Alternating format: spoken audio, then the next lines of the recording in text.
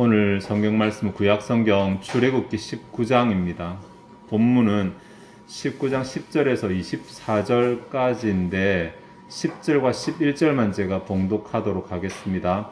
출애굽기 19장 10절과 11절입니다. 여호와께서 모세에게 이르시되 너는 백성에게로 가서 오늘과 내일 그들을 성결하게 하며 그들에게 옷을 빨게 하고 준비하게 하여 셋째 날을 기다리게 하라. 이는 셋째 날에 나 여호와가 온 백성의 목전에서 시내산에 강림할 것임이니. 아멘. 올해 우리는 언약의 자리에 대해서 계속해서 살피고 있습니다. 우리가 하나님의 언약 백성으로서 어떻게 살아가야 되는지에 대한 교훈들을 계속 생각하고 있는데, 교회 자체가 언약 공동체거든요. 그러니까 언약 공동체로서 교회가 행하는 사역들이 여러 가지가 있습니다. 그 사역 가운데 가장 대표적인 사역은 예배라고 할 수 있습니다. 예배 자체가 언약적인 사역이라고 그렇게 할 수 있습니다. 여러분, 오늘 예배 자리 나올 때 어떤 마음으로 나오셨는지 모르겠네요. 예배를 무엇이라 생각하고 나오셨는지 잘 모르겠네요. 그냥 예배는 가서 참석하는 것이다, 혹은 예배를 통해 하나님을 만난다, 혹은 예배 때 말씀을 듣는 것이다, 몇 가지 생각을 가지고 오셨을 것입니다. 근데 본문이 성경이 말하는 예배는 사실은 언약적인 의식이라고 할 수 있습니다. 몇 달 전에도 우리가 생각한 바가 있는데, 성경에서 예배는 크게 두 가지 종류로 나뉩니다. 원어를 가지고 봤을 때 한글 성경으로 예배라고 통합해서 번역하는 바람에 두 가지가 서로 섞여 있지만 실제로는 두 가지로 나누어져 있습니다. 하나는 독특하게도 동사형으로만 존재합니다. 히브리어 샤카라는 단어와 신약에서 프로스키니어라는 단어인데, 단어는 모르셔도 되는데 이거 예배하다라고 번역하지만 옛날 개혁 성경에는 예배하다라고 번역을 안 했어요. 이것을 경배하다라고 번역했어요. 개혁 성경에는. 개혁 개정에서 예배로 다 바꾸었습니다. 경배하다라고 번역한 이 단어는 그냥 누구라도 내가 하나님께 가서 제물을 바치고 싶고 누구라도 하나님 앞에 가서 뭐 하고 싶을 때 이 단어를 썼어요. 원래 이 단어의 뜻은 허리를 굽힌다는 뜻이거든요. 그러니까 공경을 표하는 것입니다. 공경을. 그래서 하나님 앞에 저는 하나님을 섬기는 사람입니다 라고 절하면 그 자체가 예배였어요. 이런 뜻이 하나 있고, 두 번째는 공교롭게도 신약에만 존재하는 단어입니다. 이 단어는 또 명사로만 나옵니다. 라트레이아라는 단어인데, 이 단어는 의식을 말합니다. 뭔가 의식이, 순서가 있는 의식, 지금 우리 예배처럼 순서가 있는 의식이고 공동체로 모여서 드리는 것이었어요. 공동체로 모여서. 그러니까 개인이 하나님께 나아가서 내가 하나님을 섬깁니다 라고 절하는 이런 차원이 아니라, 허물한 차원이 아니라 공동체로 모여서 순서를 가지고 뭔가 의식을 진행하는 것입니다. 특별히 이 단어는 언약적인 특징을 가지고 있습니다. 사실 구약 성경에는 이 단어가 존재하지 않거든요. 해당되는 단어가 존재하지 않는데, 신약 성경에 나오는 단어들이 어떤 문맥에서 같이 쓰이냐면 제사라는 문맥에서 쓰입니다. 제사. 그래서 구약에는 제사 제도가 신약의 예배와 같이 순서를 가지고 있는 의식이었습니다. 하나님과 함께. 개별적으로 같이 지내는 거 말고, 이 이스라엘 백성들은 모여서 그들에게 속죄하는 대속죄일이라든지 아니면 유월절이라든지 절기들이 지내는 제사 제도 자체가, 그런 자체가 신약의 예배와 맥을 같이 한다고 할 수 있습니다. 그리고 이렇게 의식으로 예배, 오늘처럼 이렇게 모여있는 이 예배, 이 의식으로 예배를 뿌리를 찾아가면 가장 근원적인 뿌리가 어디냐 그러면 우리가 오늘 읽었던 출애굽기 19장입니다. 이전에도 하나님께 제물을 바친 일이 많고 하나님께 경배한 이야기들이 많이 있거든요. 그런데 그 이야기들은 그냥 개인이 자기가 원해서 자발적으로 하나님께 한 신앙의 표현이었어요. 신앙적인 헌신을 표현하는 수단이었어요. 그런데 오늘 출애굽기 19장의 이 모습은 비록 예배라는 명칭은 나오지 않지만 순서를 가지고 있는 언약적 의식으로 나오게 됩니다. 19장에 하나님께서 이스라엘 백성들을 부르십니다. 부르시고, 그리고 하나님께서 이스라엘 백성 가운데 임재하십니다. 여러분, 예배 가운데 하나님 임재하신다 생각하는데 이 오늘 모습이 그렇습니다. 임재하십니다. 그리고 모세가 산으로 올라가서 하나님의 십계명을 받아 내려옵니다. 20장이잖아요. 십계명을 받아 내려오고, 그 다음에 하나님께서 뭐라 말씀하시는지를 23장까지 쭉 이렇게 열거를 가르칩니다. 그리고 24장이 되면 모세를 통해서 청년들이 소를 잡게 합니다. 왜냐 아직까지 레위기가 만들어지기 전이니까. 청년들이 이스라엘 백성들이 바친 소를 잡아서 하나님께 바치고 헌물하고 그리고 그 피를 따로 받아냅니다.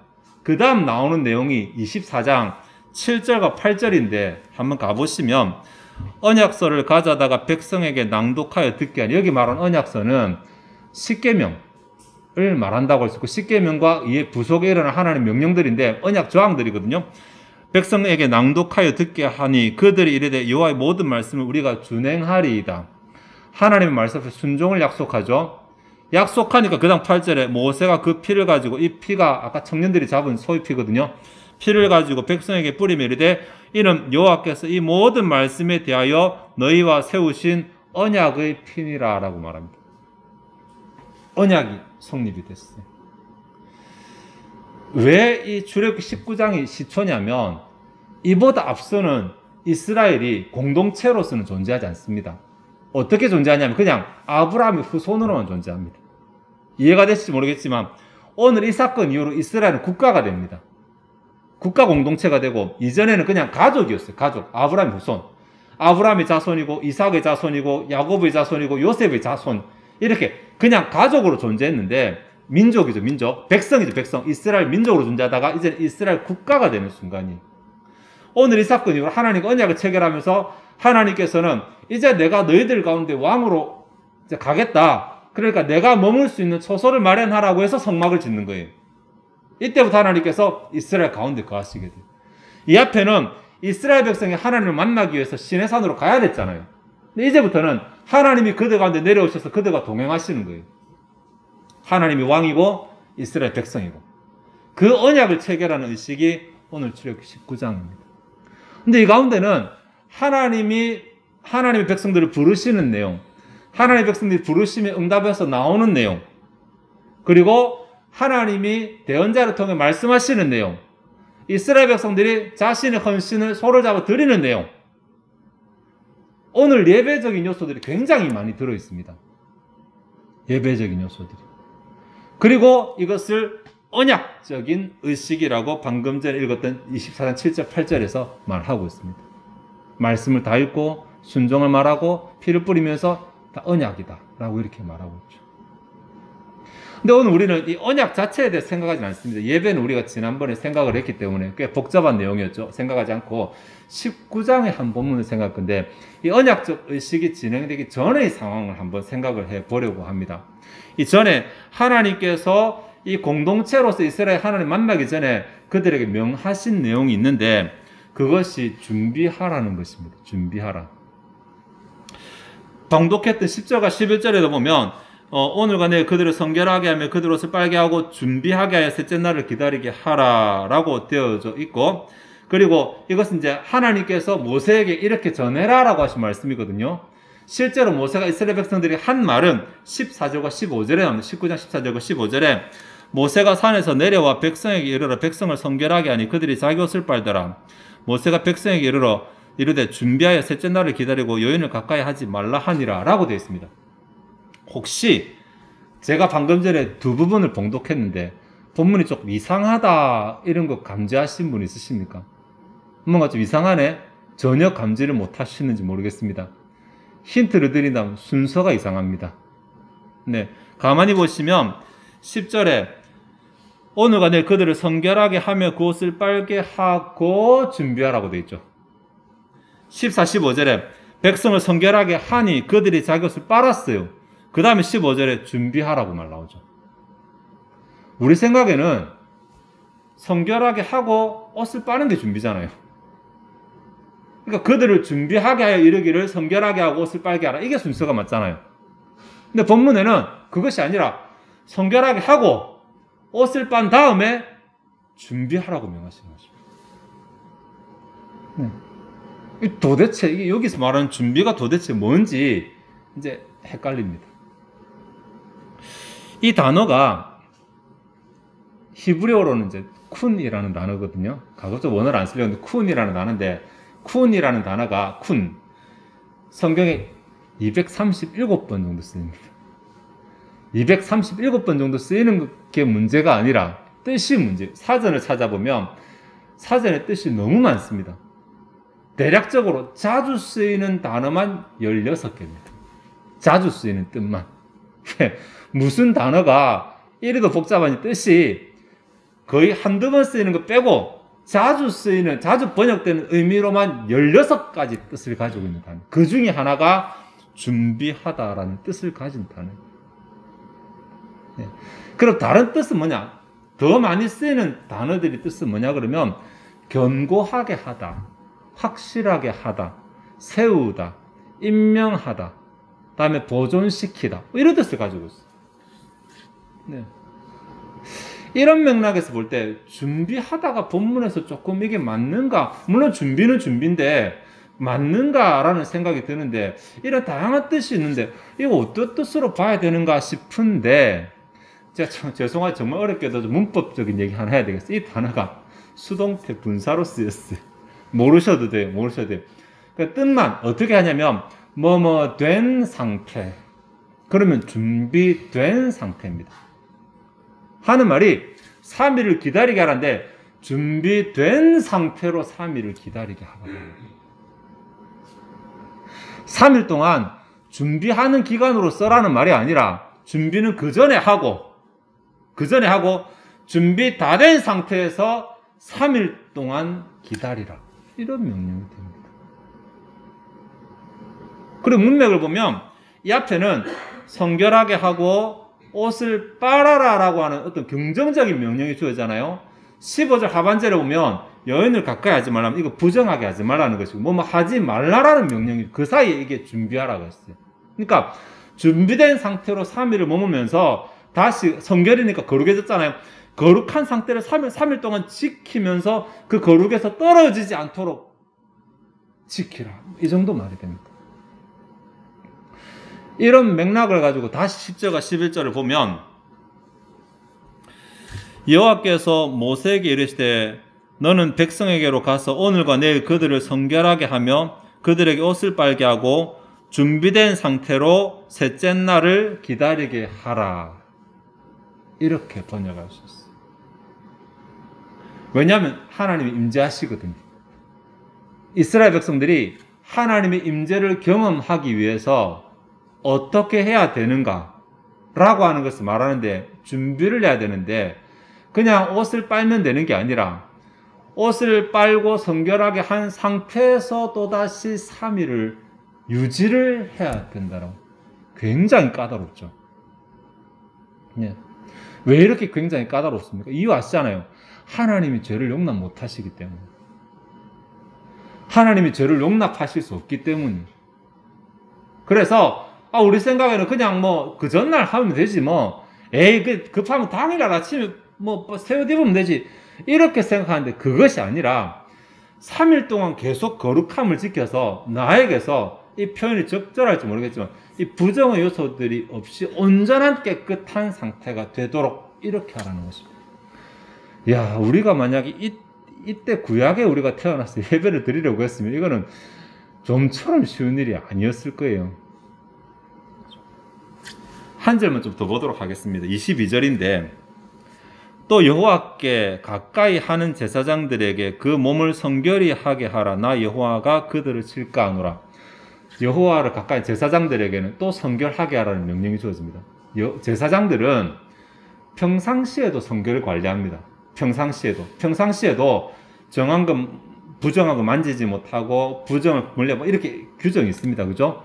그런데 이미 10절과 11절, 14, 15절의 명령 때문에 온 이스라엘 백성이 3일 동안 성결하게 할 때 제사장이 거기 동참해서 같이 또 성결하게 했어요. 이중으로 성결하게 했어요. 그런데 24절에 하나님은 그 제사장들에게 또 한 번 더 성결하기를 명령하십니다. 이유가 뭐냐면 여호와께서 여호와께 가까이 하기 때문에 이것입니다. 이들의 직분이 섬기는 직분이기 때문에.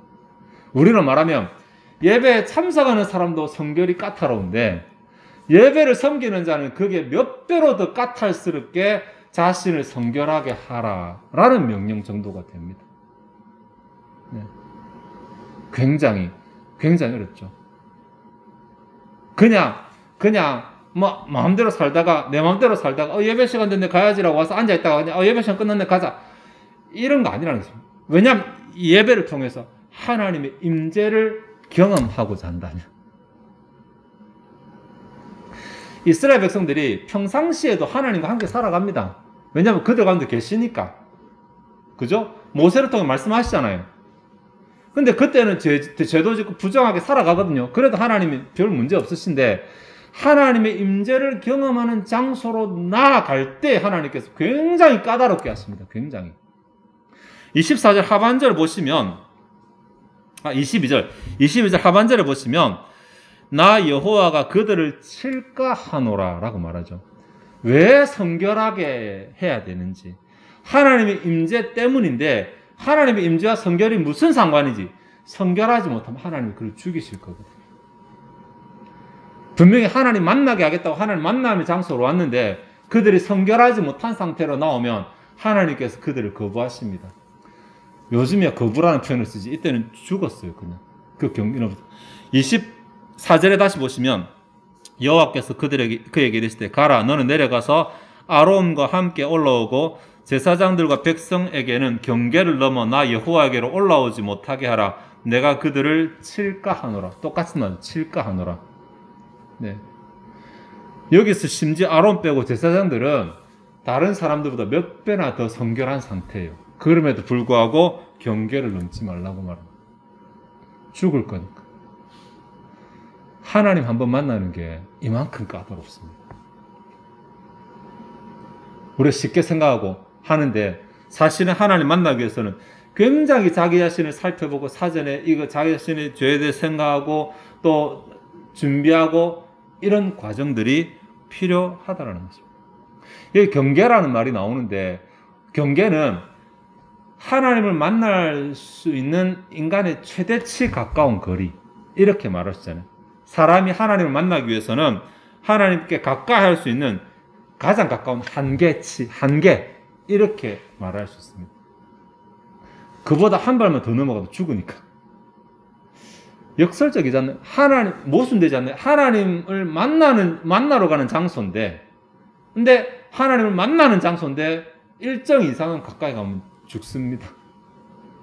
야, 그럼 하나님 만나야 됩니까? 하나님 안 만나는 게 낫겠다 생각하지 않겠습니까? 그런데 또 복은 하나님에게서만 나오거든요. 그러니까 만나야 돼.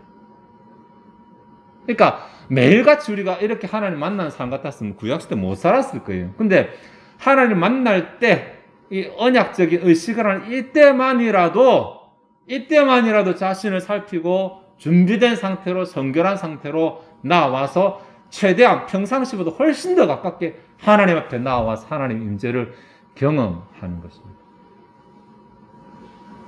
물론 신약 시대 오면 다 이런 규정들은 다 사라집니다. 감사하게도 예수님께서 십자가에 못 박혀 죽으시고 휘장을 찢어 놓으시고는 말미암아 우리는 그냥 이대로 들어가도 돼요. 네. 성령께서 내 마음 가운데 임재하시기 때문에 하나님과 거리감도 없어요. 신약 시대 우리는 진짜 정말 복되게 태어난 것이거든요. 구약에 태어났으면 꿈도 꾸지 못할 일인데 우리는 그냥 이렇게 편하게 하고 있어요. 그러나 그렇다고 해서 하나님의 거룩성이 조금이라도 사라지진 않았어요. 그때나 지금이나 하나님은 여전히 거룩하신 분이세요. 맞죠? 그때나 지금이나 여전히 하나님은 우리의 성결을 원하시는 분이십니다. 그럼 이 사실을 안다면, 우리의 성결을 원하시는 분이라는 사실을 안다면 우리가 하나님을 언약적으로 만나는 예배의 시간에 나올 때 우리의 마음 자세가 어떠해야 되겠는가라는 것입니다. 그저 집안일 하다가 다른 일 하다가 어머 시간 됐네 가야지 라고 와서 하고 다시 가서 다른 일 하는 이런 자세가 하나님 보시기에 기뻐하실 만한 자세일까? 과연 이 사람이, 이 신자가 하나님을 만나기를, 하나님 임재를 사모하는 신자일까? 아니면 그냥 예배 시간에 가서 앉아있다가만 오는 것이 목적인 신자일까라는 것입니다. 하나님께서 내 삶 가운데 임재하시고 나의 예배를 받으시고 내 삶에 하나님 능력 나타내시고 이러한 것을 사모한다면 그러한 예배를 그런 눈으로 바라보는 마음, 예배를 귀하게 여기는 마음, 예배를 기대하는 마음부터 그 신자의 예배는 시작됩니다. 예전에는 예전에는 아마 신앙생활 오래 하신 분들은 아시겠죠. 저만 하더라도 어릴 때 설빔 이런 거 옷 사잖아요. 그러면 설날에 처음 못 입었습니다. 그 전주에 먼저 입었지. 신발을 사든 양말을 사든 뭐든 새롭게 산 것은 주일날 예배 때 제일 먼저 입었어요. 그렇게 집에서 가르쳤어. 헌금도 제 어릴 때 이제 500원짜리 지폐로 이렇게 헌금을 했었거든요. 그러면 항상 이제 그 전에 은행에서 바꿔 놓으셨어요. 그게 안 될 때는 저희도 우리 다림질 했어요. 다림질 토요일 날 했어요. 주일 날 아침에 안 하고 토요일 날 다림질 해가지고 이게 테이블에 딱 얹어놨어요. 주일 날 헌금할 돈이라고. 그렇게 해야 되는 것은 아니잖아요. 근데 그렇게 하는 마음은 우리가 어떤 마음인지 알아야 되잖아요. 왜 그렇게 하는지. 예배를 귀하게 여기니까. 하나님께서 임재하시고 하나님을 만나는 예배를 귀하게 여기다 보니까 예배를 귀하게 여기는 그 마음이 뭐라도 사전에 내가 뭐 어떻게 좀 예배를 귀하는 여기는 티를 나타내는 거잖아요. 이러한 마음이 예배를 통해 하나님의 임재를 경험하는 마음이라고 할 수 있습니다. 아무런 기대 가지고 나오지 않으면 예배는 그냥 지나가는 행사일 뿐입니다. 기대를 가지고 오지 않았기 때문에 가지고 갈 게 없죠. 근데 내가 예배를 사모하고 예배를 기대하고 나왔으면 기대한 만큼 하나님의 임재를 가지고 가는 것이거든요. 그러니 예배 잘 드리면 복 받는다고 말하는데 이 땅에 매주마다 예배 드리는 사람이 얼마나 많은데 다 복을 받지 못하는 것입니까? 예배를 잘 드린다는 것은 예배를 제대로 드린다는 것이고, 예배를 제대로 드린다는 것은 신약 성경에 신령과 진정의 마음으로 드린다는 것이고, 너희 몸을 하나님이 기뻐하시는 거룩한 산제사로 드리라, 이것이 너희 드릴 영적 예배니라고 말했으니까 우리의 몸을, 우리의 삶이 하나님이 기뻐하시는 거룩한 삶으로 변하는 것이고, 여기서부터 우리가 잘 드리는 예배, 제대로 드리는 예배, 하나님의 임재를 경험하는 예배가 결정이 되는 것이에요. 예배 시간에 이 자리에 앉아 있었다고 우리가 삶이 복 받는다고 말하는 사람은 그거 미신과 같은 것입니다. 부적 붙이면 잘 된다는 거 뭐가 다릅니까? 하나님이 이 자리에 앉아있는 우리 몸뚱아리를 보실까요? 하나님을 바라보는 우리의 마음을 보실까요? 우리의 마음이 하나님을 기쁘시게 할 때에 하나님께서 그 마음에 복을 주시지 않겠습니까? 그러니 이때처럼 뭘 하고 뭐 옷을 빨고 이렇게 하라는 말이 아닙니다. 그것이 아니라 하나님께서 이들에게 원하셨던 그 마음을 좀 이해하라는 것입니다. 하나님을 만나기 위해서, 하나님께 좀 더 가까이 가기 위해서 자신을 살펴보고 내게 불합한 것이 없는지 돌아보고, 하나님 나 정말 부족한 자입니다. 나 하나님께 나아갈 수 없는 자입니다. 우리 임내송 할 때 은혜로만 들어간다고 말하잖아요. 우리의 노력이 아니라 하나님이 들어간다. 그 말, 우리가 이 교회에서 그 임내송을 채택한 이유 자체가 사실은 예배로 들어가기 위한 마음을 갖추라는 마지막 마지노선이거든요. 제가 정한 마지노선입니다. 혹시 이때까지라도 준비 못했다면 이 찬양을 부르는 순간만큼이라도 주님, 저는 자격이 없지만 주님의 은혜로 하나님께 가까이 나아갑니다. 주님의 은혜로 그 한계 경계를 넘어 하나님께로 들어간다라고 고백하라고 임내송을 이 찬양으로 부르는 것이거든요. 여러분 그런 생각 안 하시고 그냥 부르시죠.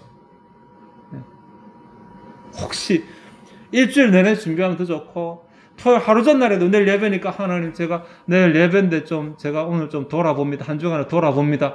하나님 내가 하나님 기쁘시게 할 요소는 별로 안 가지고 있네요. 또 지난 한 주간 역시 또 실패하며 살았네요. 이렇게 뭔가 예배 때문에 내가 준비하는 시간을 가지고, 예배 때문에 준비하는 마음을 가지고 예배를 귀하게 여기는 자가 분명히 예배를 통해 하나님의 귀하게 여기심을 받는 성도가 될 것입니다.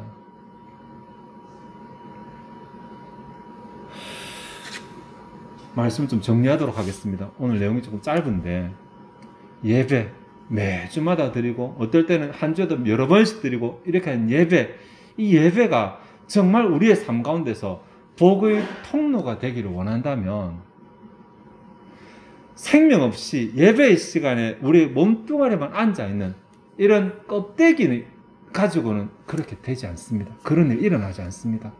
왜냐하면 하나님 우리 중심을 보시거든요. 우리의 중심이 예배하는 마음이 돼야 돼요.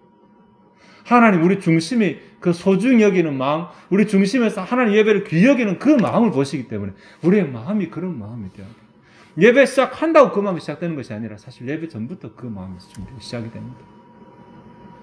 내가 예배할 자로서 이번에 예배 가운데 하나님을 경험하고 싶은데 예배 가운데 하나님을 경험할 자로서 내가 이렇게 하면 안 되지. 혹은 예배할 때 하나님을 경험할 자로서 내가 이렇게 좀 돼야지. 이런 삶에서부터 출발해서 드려지는 그 예배는 분명히 하나님을 기쁘시게 하는 예배가 될 것입니다. 그래서 정말 예배를 통해서 성공하기를 원하고 예배를 통해서 복 누리기 원한다면 이 시간 앉아있는 우리 예배 이 시간이 시작이 아니라 지난 살아왔던 삶의 결과로서 마음이 이 자리에 있어요.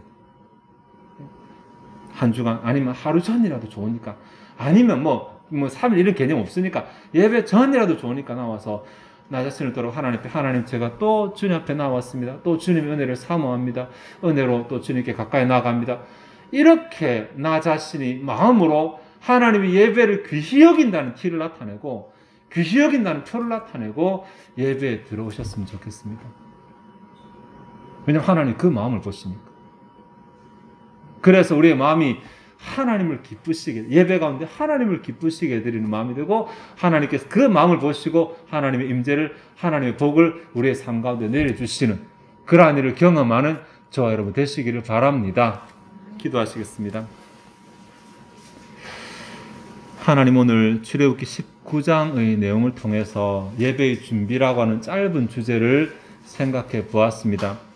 예배의 횟수가 중요한 것이 아니라 그 양이 중요한 것이 아니라 하나님께서 보시는 것은 예배하는 자의 마음, 예배의 질이라는 것을 우리가 생각해 보았습니다. 하나님께서 명령하실 때 준비된 자세로 3일씩이나 그것을 지키는 그러한 정성을 보이라고 이스라엘에게 요구하셨는데 다행히도 우리는 더 이상 그런 규정에 매이지 않아도 된다라는 것을 핑계로 혹 우리 마음대로 살면서 하나님이 기뻐하시지 않는 자세와 마음을 가지고 그대로 예배를 침범하고 그 자세를 가지고 있으면서도 하나님께서는 내게 복을 주시기를 바라는 헛된 생각을 품고 예배하는 것은 아닙니까? 하나님이시여 하나님은 어제나 오늘이나 동일하시고 여전히 지금도 거룩하신 분이시고 여전히 우리의 성결을 원하시는 분이라는 사실을 알게 하시고 예배하기 전에 우리의 마음을 우리의 삶을 우리의 자세를 돌아보고 우리의 부족함을 인정하고 주님의 은혜를 고백하며 예배에 들어오는 준비된 예배를 드리는 자들이 되게 하여 주시옵소서. 그러할 때에 예배 가운데 임하시는 하나님을 경험하고 하나님의 임재를 우리의 삶 가운데 누리는 자들이 다 되게 하시기를 원하나이다. 이 시간 주 앞에 준비된 예물을 드리고자 합니다. 우리의 마음이 즐거이 하나님을 헌신하게 하옵소서. 감사드리며 예수 그리스도의 이름으로 기도하옵나이다. 아멘.